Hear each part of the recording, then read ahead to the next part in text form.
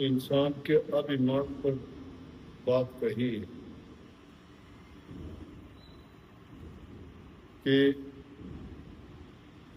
दुनिया में लोग कोई अपने कोई परिवार का करता है,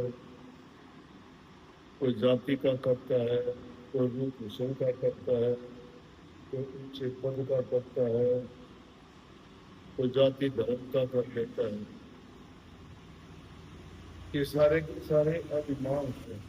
इंसान उस अभिमान को करके मैं और मेरी का रूप लगा लेता है, उसको पता ही नहीं मिलता क्या है। दुनिया के पदार्थों को एकत्रित करके सोचता है सारे मेरे, जो करता हूं वो मैं करता हूं। इसलिए लिखने वालों ने लिखा है कि किसी भी चीज का अभिमान मत करो, क्योंकि इंसान के हाथ में कुछ नहीं है। सबको देने लेने वाली वह परम शक्ति है जिसको परमात्मा, राम, ईश्वर, अल्लाह, गॉड, खुदा कहते हैं।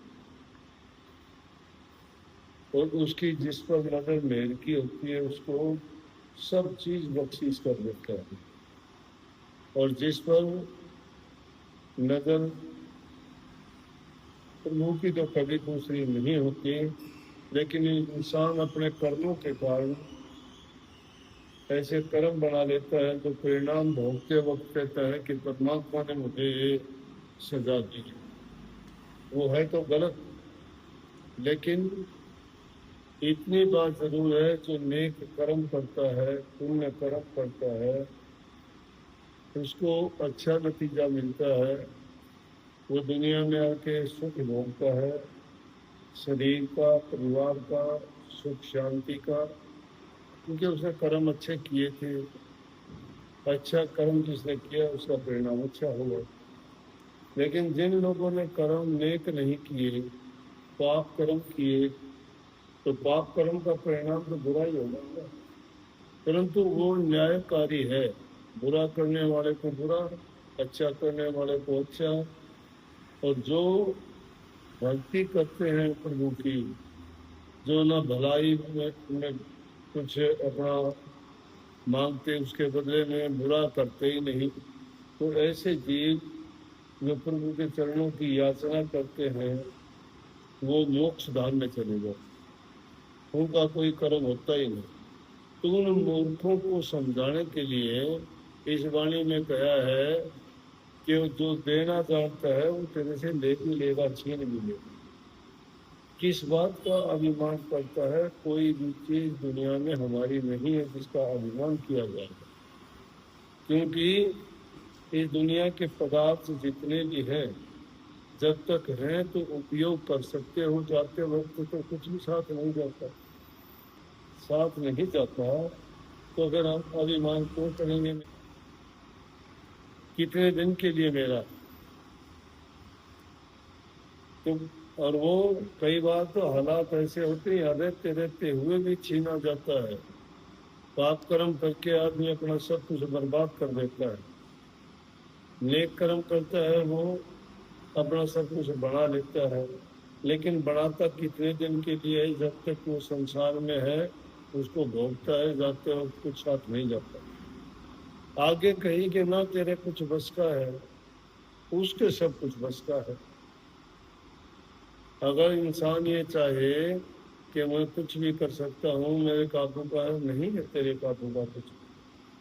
तुम तो कुछ का कुछ चाहते हो, लेकिन प्रभु ने जो करना है वो होगा। उसकी इच्छा के विरुद्ध जाके कुछ नहीं कर सकते, बल्कि उनकी आज्ञा में रह के काम करते हो तो तुम्हें किसी प्रकार का दुख नहीं उठाना पड़ता, तुम्हारा काम भी पूरा हो जाता है। उसकी इच्छा के विरुद्ध तो जाके राजा बलि भी इंद्र का राज चाहता था, इतने यज्ञ किए, और यज्ञ करने के बाद में चाहता था कि इंद्र का राज मुझे मिल जाए, लेकिन परमात्मा को यह मंजूर नहीं था कि उसको उसका राज मिले। इसलिए ऐसी रचना रच दी कि उसका करा करा सब चला गया, और इंद्र के राज के बजाय पाताल में गाड़ा पड़ा। तो कितने ही ऐसी चीजें थी कि लोग तो पता नहीं क्या चाहते थे, लेकिन हुआ उसके उलट। क्यों हुआ उलट? कि इंसान अभिमान करता है, ये मेरा है, मैं कर सकता हूँ, यह मेरा बल है, मेरी ताकत है, मेरा परिवार है मेरा। लेकिन ये करते वक्त भूल जाता है कि जो करने वाला है कोई और है, उससे हमेशा डर के रहना चाहिए और उसका हुक्म, आज्ञा और जो उसकी मर्जी है उसको परखना चाहिए।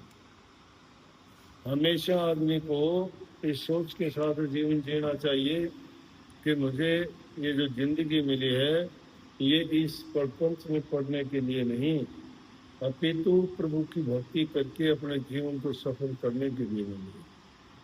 पशु की तरह जीवन को बर्बाद कर देते हैं, राक्षसों की तरह पाप कर्म कर जाते हैं, दुष्टों की तरह दूसरों को दुख देते हैं, चोरी डकैती शराब कबाब उल्टे सीधे कामों में पड़ के सब पाप कमाई करनी शुरू कर देते हैं, जिसके कारण हमारा ये उम्दा चोला जो प्रभु भक्ति के लिए मिला था, ये बेकार चला जाता है। इसलिए कहिए भाई, इन चीजों का अभिमान त्याग के तो प्रभु की रजा में राजी है, जो मालिक चाहता है वैसा कर, और उसी की याद, उसी का गुणगान, उसी की सेवा और उसी की पूजा कर, क्योंकि वो सब कुछ देने वाला है, सब कुछ करने वाला है।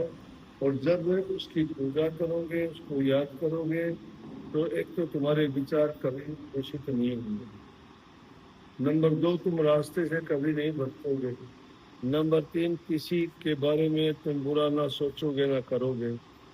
तो ये जीवन रहते हुए अच्छा सोचो, अच्छा करो, सबका भला करो, तुम्हारा भला परमात्मा करेगा। राधा